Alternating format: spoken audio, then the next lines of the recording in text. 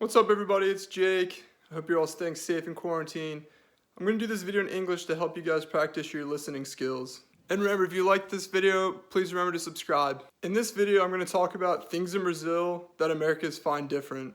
One of the biggest things I found different in Brazil was the way people acted at restaurants. So this one time I'm with two American friends and one of our Brazilian friends, and we're in Barra da Tijuca, and we went to Balada Mix because we had to get our açaí.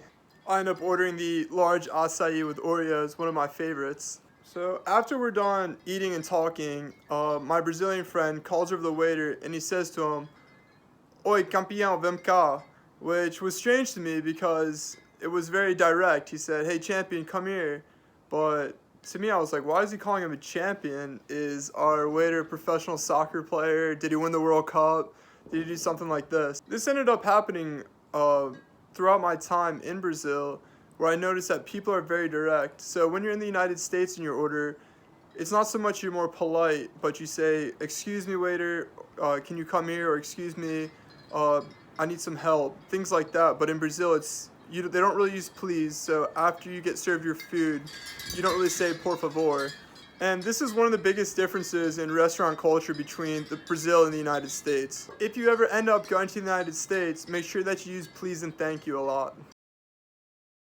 Another really big difference is that after we ate our açaí and we were ready to go, my Brazilian friend calls over the waiter, and usually in the United States, when you're done eating, the waiter will bring over a black little checkbook, or he'll just give you your receipt. And at that time, you put your credit card down, you wait, the waiter comes back, he takes your credit card and brings it to the scanner to process your payment. And the unique thing in Brazil was it's almost completely the opposite. So when you're done eating, you tell the waiter, and he brings the credit card machine over to you, and that's when you give him your credit card, and he processes your payment right there. Another thing is that after you process your payment, in the United States, you'll have the option to write a tip, which is usually between 15 and 20%. But if you're feeling generous, or if you want to give a big tip, you can do as much as you want. But in Brazil, they don't really do that either. And this is because in the United States, the waiters and waitresses make their money off an hourly rate, and the majority of the times just off tips.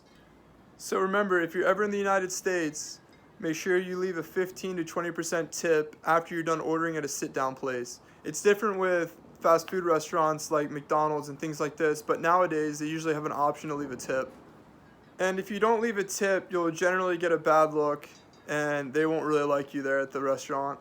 Another thing that you'll find at all Brazilian restaurants that's not fast food, so not like McDonald's or Burger King, is that after you order your food, for example, say you order steak, they'll usually cut it up for you and put it on top of rice, and put your beans on top of your rice and things like this. But in the United States, unless you're at a very fancy restaurant, they will not cut your meat for you or do things like this. The only thing they'll usually do is just pour your water.